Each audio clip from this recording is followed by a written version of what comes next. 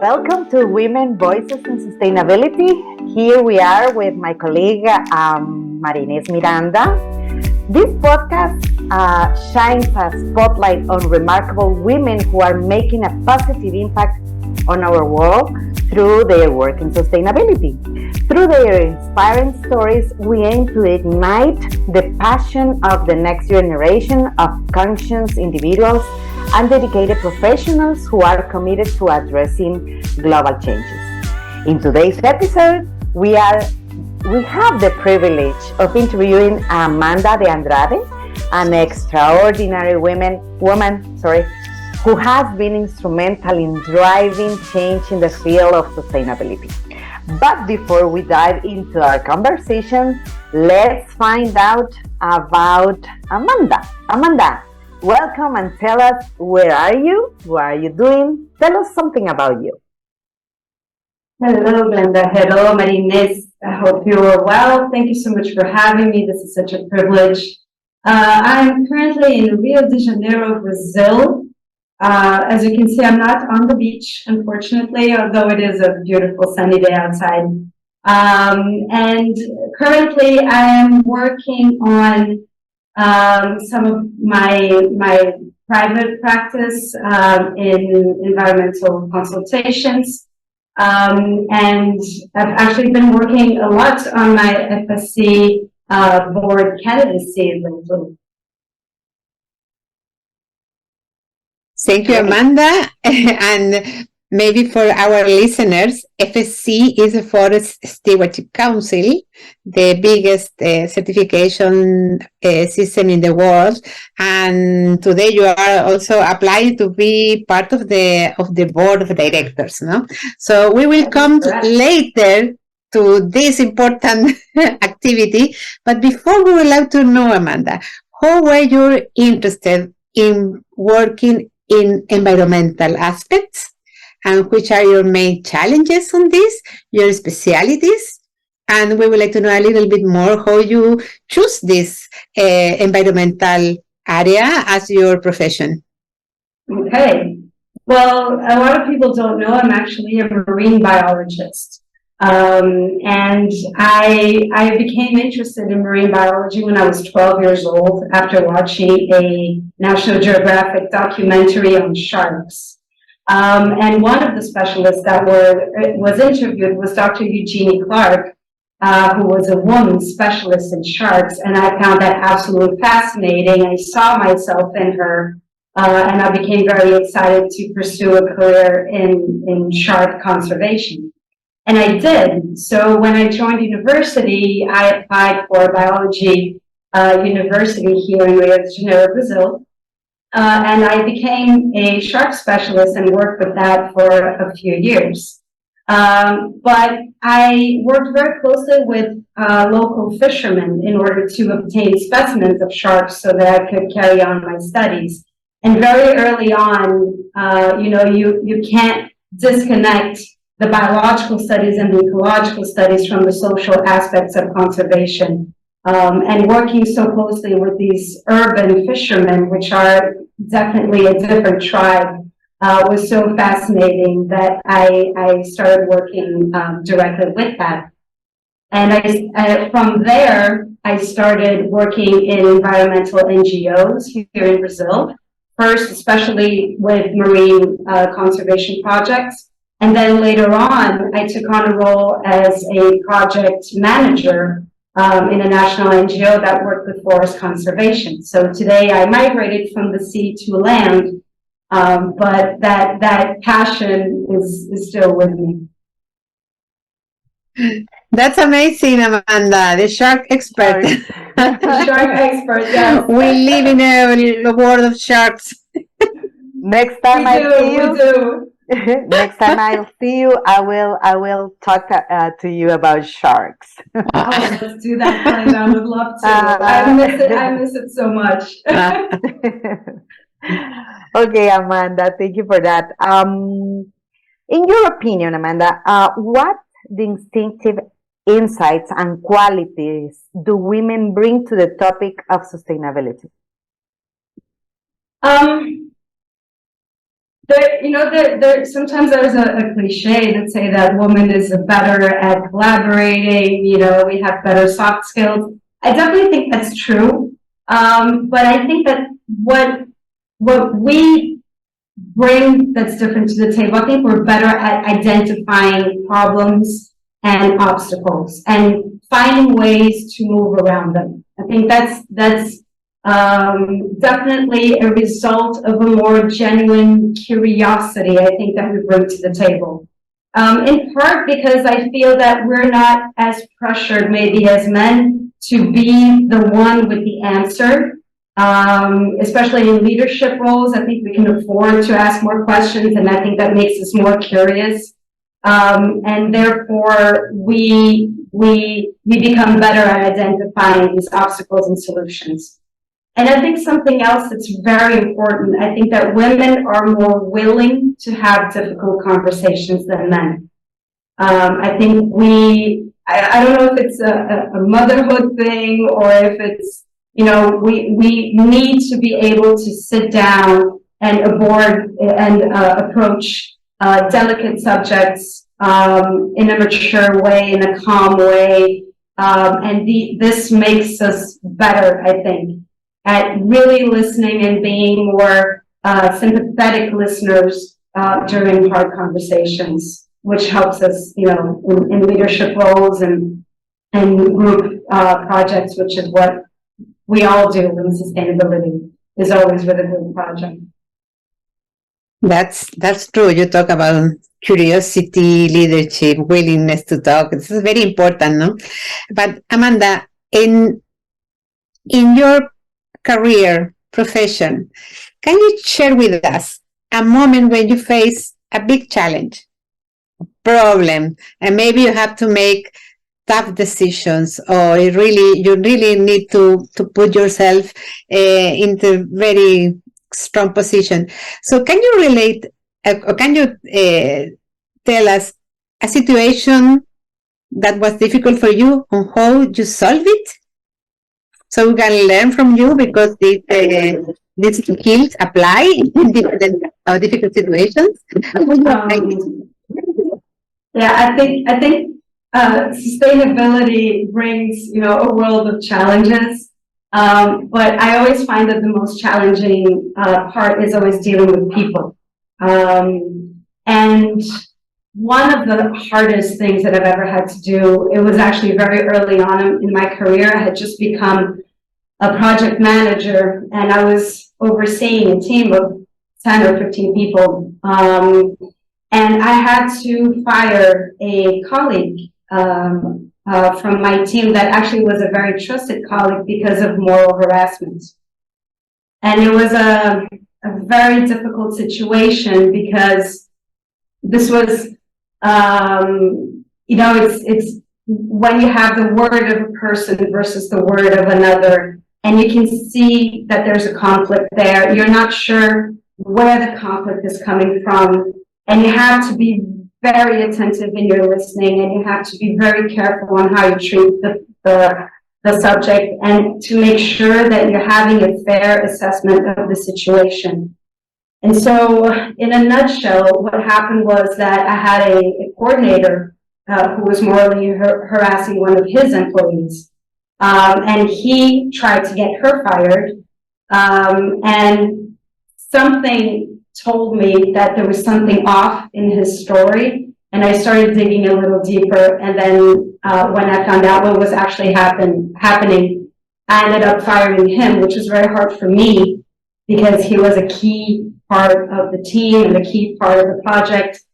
But I felt that it was the correct thing to do. I was very scared at my decision at the time. But after it was done, so many people came up to me and said, "Oh my God, I'm so glad you did that," because he wasn't just harassing her, he was harassing other people. He had a temper. He was very hard to deal with. And we're just so glad. And after that, his former employee flourished. And she became such an integral member of the team. and grew so much and went back to university. She got a degree, and she really changed her life around, which I was very proud of for her. So it made the decision worthwhile, and it taught me to be attentive to my instincts and to what my body tells me. I think our body is very wise in a variety of ways. Sometimes you don't know exactly why you have an intuition that's telling you something, but you feel it in your gut or you feel it in your chest, and you really have to pay attention to those cues. And I think we often don't, because we want to be more mental and we want to be more rational. But I think that is a knowledge pool that we really have to dip into to be good leaders. Amanda, that was very brave from you, because I think this harassment problem is today so present in every organization. I mean, companies, NGOs, maybe the most, I don't know, environmental and social recognized organization will have these situations inside, because people don't talk about. So don't talk about. Maybe they put another names. Harassment is harassment. It's not misconduct or mistake. And that was very brave from you doing that, because today we see that this is happening everywhere. So I really value your comment on following your instinct, because the instinct is knowledge. This is what I want to say. Instinct is knowledge. So congratulations. Thank you. Yeah. I always say that that's a power we women have, to have that instinct. So one challenge is to believe more in that instinct in order to fulfill whatever we want to achieve. Okay, my dear Amanda, we are aware that you are a candidate for the Chamber's Worldwide Board of Directors in the Environmental Chamber for the Forest Stewardship Council. Tell us, why should members vote for you, and what concrete contributions will you make to the organization? No, this is something else that women are usually really bad about, is doing self-praise. So I really have to exercise that during this campaign. Well, first of all, I think the board of any organization, but a worldwide organization like the Forest Stewardship Council, has so many challenges and requires so much effort and energy to actually be able to put that into the job.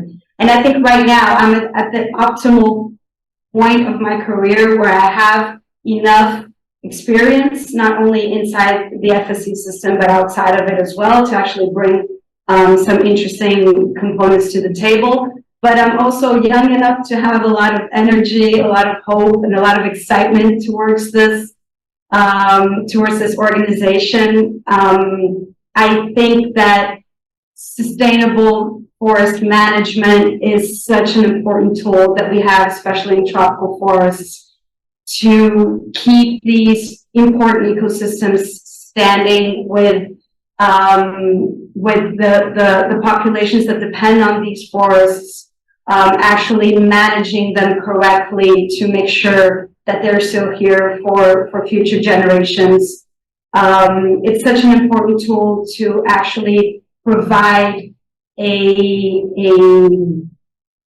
sustainable way to value these forests. So not only for their religious or scenic or ecological values, but actually sharing those values, monetary values, financial values, with these communities, and giving them a better quality of life through the correct management of these forests. So for me, it's an inspiring organization. And to be able to do that, with over 800 members worldwide, present in, so many countries, I think it brings a worldwide view to a common human problem, which is how do we keep these ecosystems and the human race that depends on these ecosystems here on our planet. And I think that there's something else, I think, a reason for people to vote for me is that I'm an absolutely independent candidate. I'm an individual member in FSC. I'm not representing any organization. I'm representing just me and my own conscience and my own experience. That makes me really available to listen to anybody that's willing to talk to me and bring those views to the table. I think I have a pretty good relationship throughout the three chambers, so I can talk to members from the economic, the social chamber, and the environmental chamber, which I think is an important aspect also to be a board member, to really be able to transit, between different worlds and different origins. And I'm also willing to put, my language skills. English is not my first language. My mother tongue is Portuguese, but I do speak English, as you can see. I understand, and I speak a little bit of Spanish. I manage to communicate rather well, and I also understand French. So I think that also helps me. The three official languages of the organization I can communicate in. So that's also putting my privileged upbringing to the service of FSC, its members, and the ecosystems that we're trying to protect. Amanda, how do you see the big challenge as an individual member, to reach that position? You need lobby, you need make a campaign, because it's a big challenge, and women, we are invisible many times. We are not listened enough. So how do you see, or what do you think is your main challenge, and how can we help you? Providing this platform, of course, but what do you see? Because women, we would like to be in the places of where these big decisions are made, but sometimes it's very hard to get there. So what is your plan to get there? Well, I definitely think that this kind of platform is amazing. Thank you again so much for making the space. I think that the main challenge is time. I think that's our most valuable resource for anything, is our time and our energy. And what I've been trying to do is to be more strategic regarding the members I approach. So we know that we have hundreds of silent members within FSC that turn towards the more vocal members to form opinion and to decide upon their vote. So I've been talking to a lot of these more vocal members to make sure, not necessarily, that asking for support, because I think that's a result of whether or not they agree with my views and my suggestions, but just to make sure that they're clear on how I stand on the issues that they value. I've also been listening to them regarding what it is that they value, because sometimes you'll find out that it's a completely different issue that they're worried about, that they're losing sleep over, and that they think that the board can help. So it's been an interesting journey for I guess the past month or so that I've been talking to these members, and I'm so lucky to have had some amazing support so far, not only from individuals that I find inspiring, so that really renews my own energy to keep going, but also from important organizations that are backing me and encouraging me, and giving me pointers, and so I follow every one of the advices that I've been receiving. Whether it's an indication of someone to talk to, or if it's a suggestion of a subject to bring up. And sometimes, just put yourself out there, be more visible, talk to people.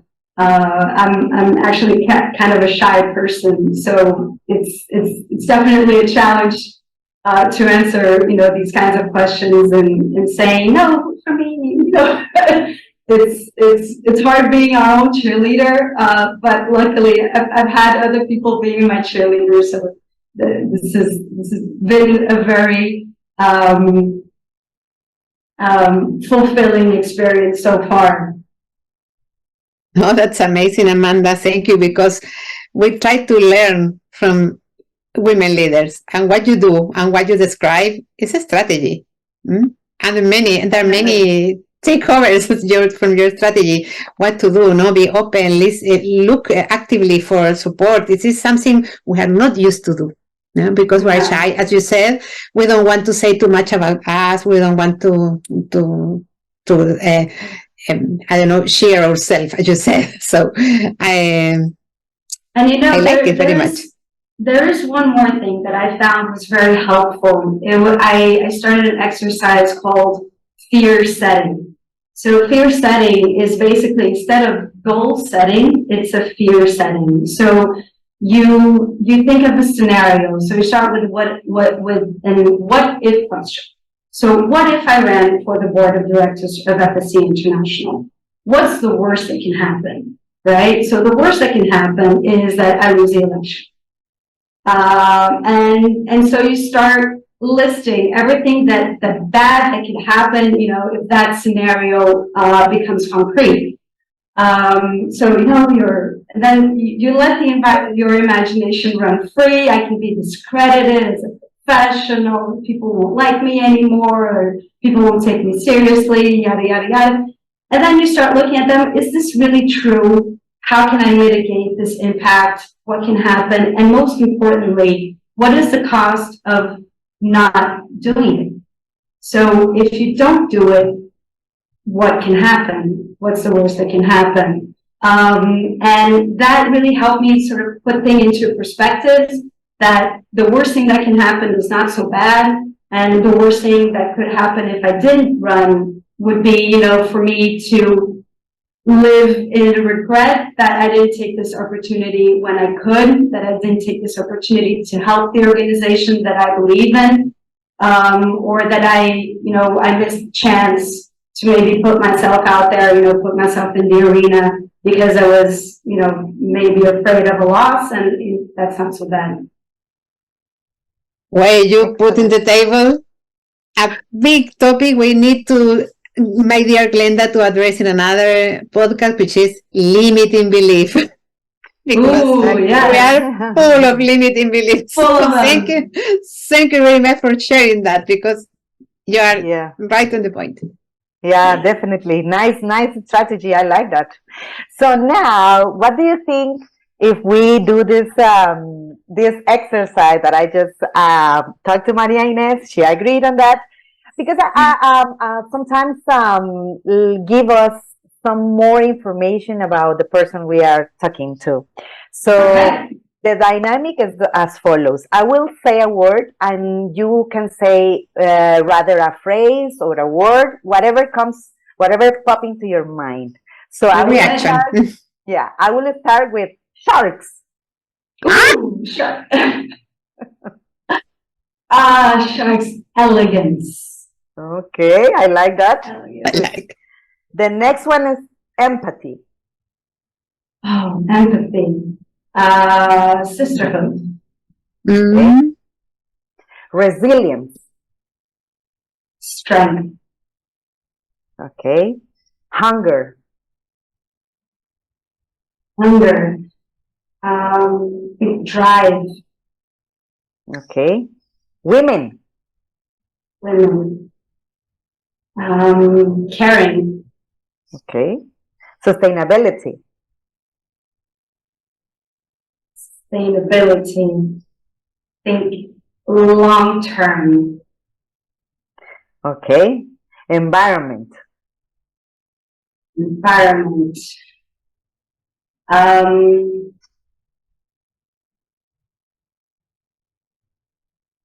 Think life. Okay. And the last one, communities. Communities. Oh man, communities is fuel. It's fuel for life. It's energy. It's what what gives us, that really the fuel to do everything that we do. And belonging, I suppose. Fuel and belonging. I like that. Thank you, Amanda. It was nice to do that dynamic. Yeah, Yes, I love I love your answers very much. Amanda, continue with your experience, knowing your experience.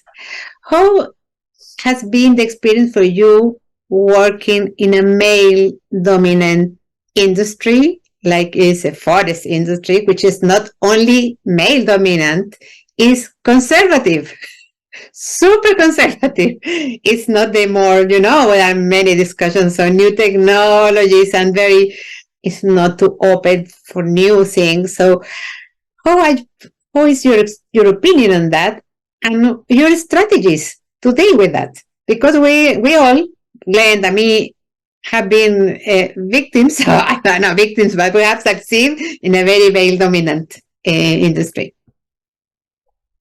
I've actually been lucky. I've never myself felt so much the pressure, and I guess because I came from the marine biology environment, and I worked for 10 years inside a research laboratory associated with the Federal University. And then after that, I moved on to an NGO that wasn't just forestry. So it's more lately that I've had more experience inside the forestry sector, which I totally agree with you. But I think the problems and the challenges are always there. You have to be patient sometimes with certain practices. I think mansplaining is a reality everywhere you go. So definitely a woman's voice does not have the same value as a man's voice in any sort of meeting, which is definitely frustrating. And you have to be careful with your reactions to that and how you deal with that. So patience is a big one. But there is one thing that I've learned with my go-to feminists is one model that I have is don't be nice, be kind. There is a difference. So if you try to be nice, you're going to get stepped over time and time again. But if you're kind, I think that gives you, for me, it's very important. The kindness, I think, is important in any human relationship, no matter where you are. And that's always my drive is to be kind. But I don't have to be nice in order to be kind. And that's a constant reminder that I need to give myself. Another one is pick your battles. And that's definitely associated with the patience. So there are some battles that are worth fighting for, and then where you have to stand your ground and you have to stand up for what you believe in, or just to get your opinion in there and make sure your voice is heard. But sometimes you have to let it go, just to make sure that your stand is more impactful when it happens. Because if you're constantly standing up and constantly battling for everything, from the vending machine in the office lobby to the recruitment strategy that the company has to have, it's very hard to have that impact. So definitely pick your battles. And the last thing is celebrate other women. So if you have a female leader, celebrate that leader, make sure you support that woman. Don't fall into the trap of competing, with other women, of trying to tear them down, to make them less valued. Make sure you support, the women in the organization, and they'll support you right back. I like that. I truly like that. I don't know if you have been aware that sometimes there's a saying that between women they cannot work, but in my case, I think in the case of Ines, yes, that we have been working with women for several years, and we can manage really well, because if your mindset is to go to one goal, you can merge with them and go there together. So yeah, I like that you said. Excellent. No, I also like very much what you said, Amanda, about don't be nice, be kind. I think that's very powerful, because we, as the gender roles put us in a position of nice, and I think we should be strong. So I think it's fantastic what you said. Yeah. And talking about that, and in that line, what message will you provide to younger women out there who are working in these topics, in environmental and sustainability and forestry? What message will you provide to younger women? Well, first, I think that sustainability is such an exciting area to work with. There's room for everyone. So if you're in STEM, so if you're doing, science, technology, engineering, math, there's a place for you. We need women with those hard skills. If you're in ecological sciences or social sciences or finance, everyone has something to bring to the table when we're talking about sustainability. But I think so. First, there's a place for everyone in the sector. Second, the soft skills that are important in sustainability. As I said, you're necessarily going to work with transdisciplinary teams. So you're going to talk with people from different backgrounds. We need everybody working together towards a common goal to actually achieve these goals. So learn team building and collaboration. This is so important.